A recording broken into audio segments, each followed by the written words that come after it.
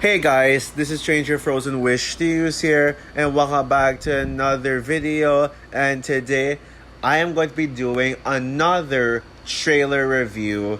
Now, I wanted to take a break from doing trailer reviews. However, this is a trailer that I needed to talk about because, man, there is a lot to say about this particular trailer that I'm going to review. That I made the last minute decision to review this trailer. And the trailer that I'm going to be reviewing is, well, you saw a title and you're looking at the poster right now. The Hunger Games Sunrise on the Reaping, the new film in the beloved, the not super beloved, but popular Hunger Games beloved franchise Hunger Games. So I mean popular franchise again, not super beloved, but popular. Yeah, that's the right word to use for it. Yeah, I don't remember if I talked about the first trailer of the film. I think I did. It was like in this all trailer review series where I reviewed like 10 trailers in one video, and I got through them as fast as possible. I think I did talk about that one, but I didn't really go in depth. And yeah, I didn't really have a lot to say about that first trailer, other than it's just a great trailer, and I like how it has a bit more style and flavor to it than any of the previous Hunger Games movies. So yeah, and I think a lot of us can agree that the Hunger Games is the best YA novel adaptation franchise yet, because these most of these movies are great. Sure, I think I think the first movie is just okay, and Mockingjay Part Two is a weak finale. But when it comes to films like Catching Fire and Mockingjay Part One, they are the great Hunger Games films. I think we can all agree that Catching Fire is the best of the Katniss era, Katniss Everdeen era of Hunger Games, like the main films. And Mockingjay Part 1 is... and I actually really like Mockingjay Part 1. I don't know why it is. I know it's a film that deep down shouldn't be that good, but I just somehow really dug the hell out of it. But then there's my personal favorite Hunger Games movie, The Ballad of Songbirds and Snakes, which I still stand by considering that the best Hunger Games movie, and nothing will top that. Not even Sunrise and Reaping, which I'll get to in a second. But yeah, man, that's Ballad of Songbirds and Snakes is really good. It is such a masterpiece. I freaking love it. I honestly think it's the better Rachel Zegler movie of 2023 than Shazam! Fury of the Gods. Well, I guess also both in quality and the fact that Rachel Zegler was more used in there. And yeah, Rachel Zegler is the main reason as to why Ballad of Songbirds and Snakes is my favorite Hunger Games movie. And I think that honestly, she is my Lucy Gray in that film, Rachel Zegler's character. I'm gonna go for saying she's my second favorite Rachel Zegler performance slash role. Second only to Maria from West Side Story. Well, let's really hear. Who the fuck? I don't think Rachel Zegler will ever have a role that will top Maria in West Side Story. Also, yes, I'm still a defender of Rachel Zegler. I don't give a shit about what everyone else says. And then comes Sunrise and the Reaping. Yeah.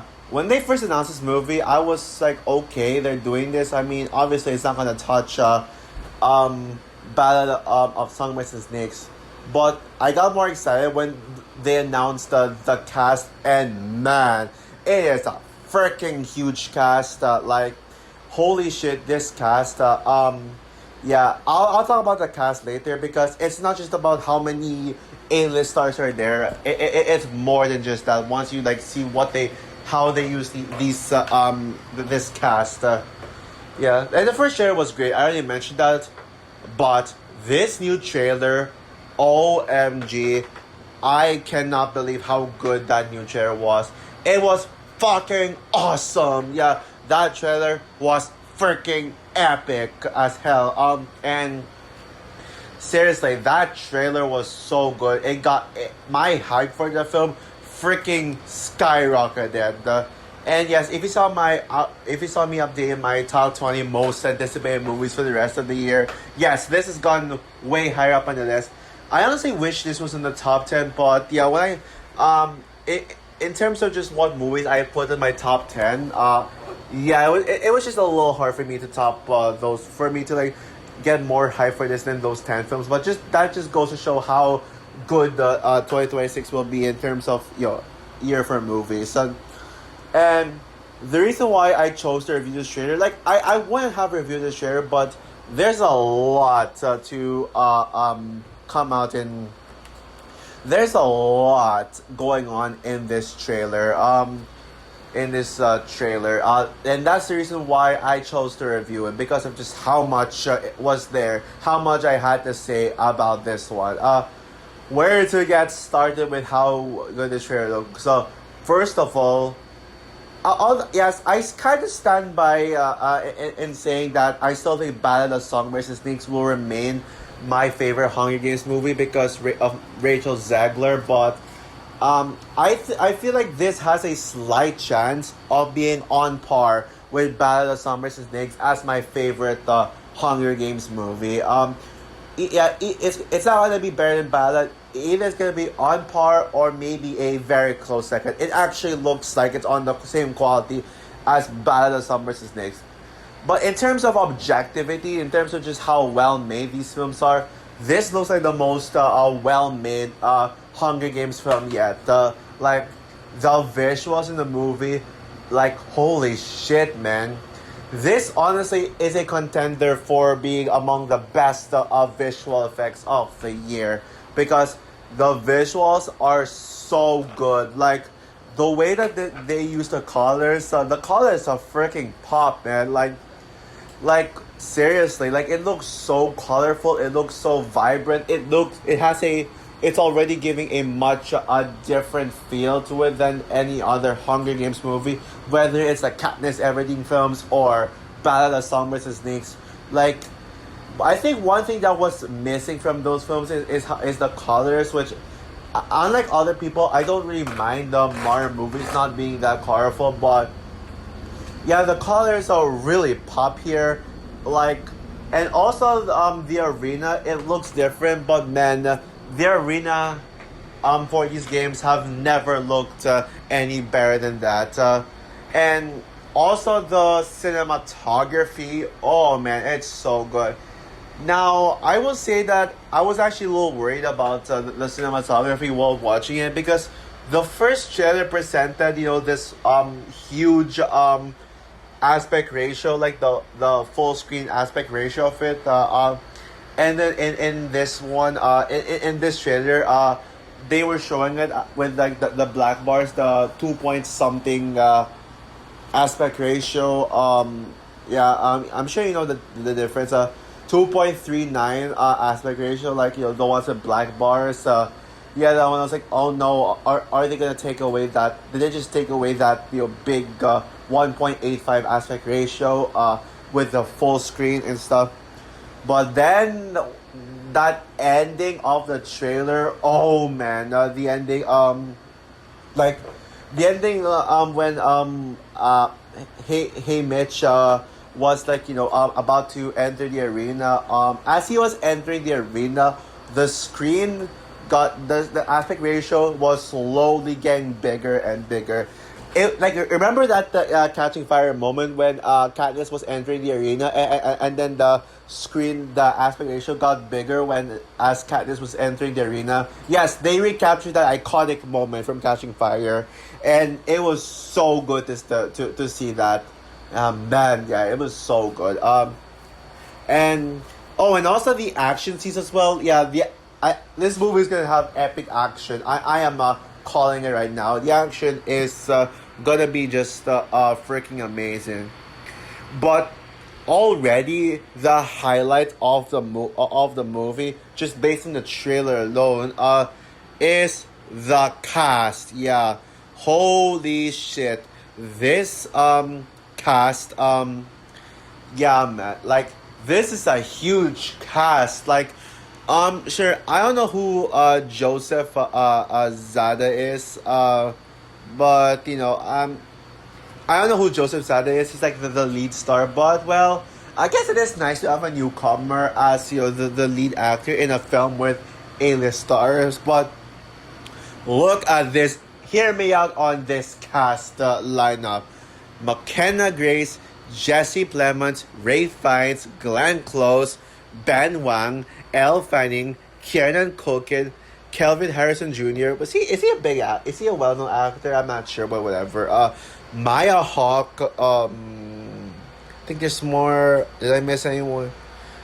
I guess that's pretty much it. Well, I'm reading the cast list right now. Yeah, that's pretty much it. But still, that is a huge cast. Yeah, that is in freaking insane right there.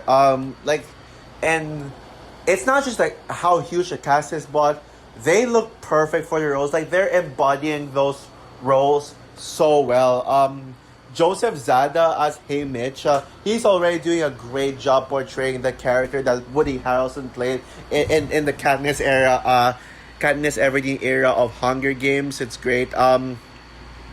And Ray Fiennes, I think Ray Fiennes could be my favorite Snow actor for President Snow, even over topping the actor from Ballad of Songbirds and Snakes, which is literally Snow's movie. Yeah, I mean, I like Snow in Ballad of Songbirds and Snakes, but Ray Fiennes as Snow, man, that is peak casting right there. And you also have Kieran Culkin, Oscar winning as Caesar Flickerman, perfect choice. Ben Wang is in this, also gets me excited. Jesse Plemons is Plurach. Yeah, another perfect casting. He looks exactly like how you'd expect from a younger Plutarch from the Katniss era Hunger Games films. But the three actresses, yes, all actresses, the three actresses that I am most hyped to see in this movie are McKenna Grace, Maya Hawke, and Elle Fanning. Let's start off with McKenna Grace. I mean, now I'm sure y'all know the whole Final Phase 2 and Scream 7 situation with McKenna Grace, where she was barely in those movies. She only had like 5 minutes of screen time in those movies, and people complained about her in both roles being wasted. Well, right off the bat, in this trailer, McKenna Grace has more screen time in this trailer than both Five Nights at Freddy's 2 and Scream 7 combined. Man, I cannot believe there was so much McKenna Grace. And if you look at the cast list, the cast lineup, McKenna Grace is second behind Joseph Sada. That tells you that she really is going to have a massive role in the film, and I cannot wait to see what they're gonna do with her. And also, guys, she's playing two characters, she's playing a dual role in this one. Macy Lee and Mary twins. How cool is that? Yeah. And the trailer did spoil the fact that they were gonna kill off Macy Lee, which, yes, I know that those who read the book knows it happens. I don't mind spoiling it. And even if the trailer showed the funeral to Macy Lee, we still see McKenna Grace in the funeral, and meaning that most likely as Mary Lee. That goes to show how huge McKenna Grace will be in this one. Maya Hawke is another actress I'm most hyped to see in this film, because she's a freaking Stranger Things star. Maya Hawke is one of my favorites of the Stranger Things cast, and Robin is one of my top 10, maybe even top 5 favorite Stranger Things characters. And Maya Hawke's lines in this movie from this trailer, when she said all machines can be broken, man, what a freaking line that was, man. I can't wait to see what they do with the Wiress in this one. Even if she's a character from the Hunger Games film, but she's one of the more forgettable characters from the Hunger Games. I think Maya Hawke will make me appreciate the character of Wiress more.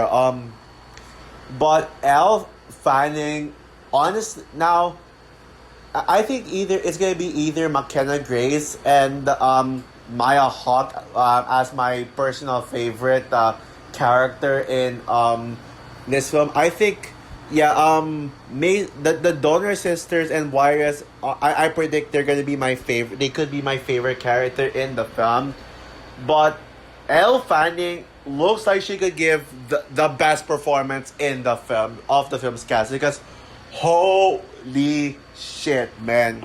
Her impression of Effie Trinket, like her impression, like I'm sure you know how Effie sounded when Elizabeth Banks played her.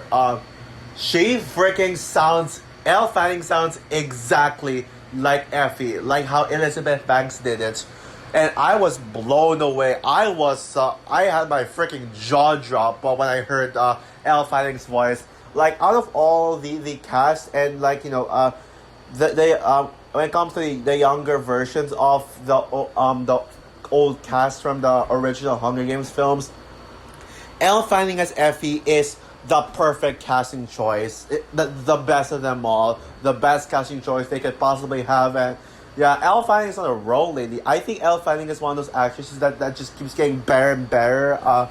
Like we had Predator, Badlands, and Sentimental Value, and recently, and now this. Damn, I mean, seriously. And honestly, I don't know if she could top Sentimental Value as her best performance, but this could be her best blockbuster performance yet, dethroning Predator, Badlands. Speaking of which, this movie actually looks like it's gonna be on the same quality as Predator, Badlands, maybe a bit better. Well, we'll see. So yeah. This if there's any award category that this movie needs to get an Oscar nomination on, that's Oscar worthy. It's best casted. Yeah, best visual effects. Yeah, you can argue about that because this movie looks so stunning, so beautiful visually. But best casting, it has to get an Oscar nomination in that department. They freaking nailed it with the casting, and that is gonna be the biggest highlight of this trailer. And the cast is the reason why my breakdown of this film's cast is the reason why I decided to do a trailer review because of how much I had to say about them. So also for my trailer review for the second trailer for the Hunger Games, Sunrise and the Reaping. Yeah, hands down, this is one of the best trailers of the year so far. So yeah, what are your thoughts on the Hunger Games Sunrise and the Reaping trailer? Do you predict that this could be your favorite Hunger Games films? I honestly feel like this could be the fan favorite Hunger Games movies. I don't know for critics, but I think for Hunger Games fans, I think they're gonna call this their favorite, and I wouldn't blame them. Or are you with me that Battle of the Songbirds and Snakes will be the unbeatably best Hunger Games movie? Or do you think that Catching Fire will still be your favorite Hunger Games movie? Comment down below, like, subscribe, hit the notification bell, and stay tuned for more videos to come. Maybe I'll do some Comic-Con trailer reviews. Depends on what the Comic-Con trailer. No, sorry, I'm sorry, CinemaCon trailers drop and how much I have to say about them. We'll see if they'll show a lot in the Godzilla Minus Zero trailer that's coming tomorrow. So yeah, bye guys.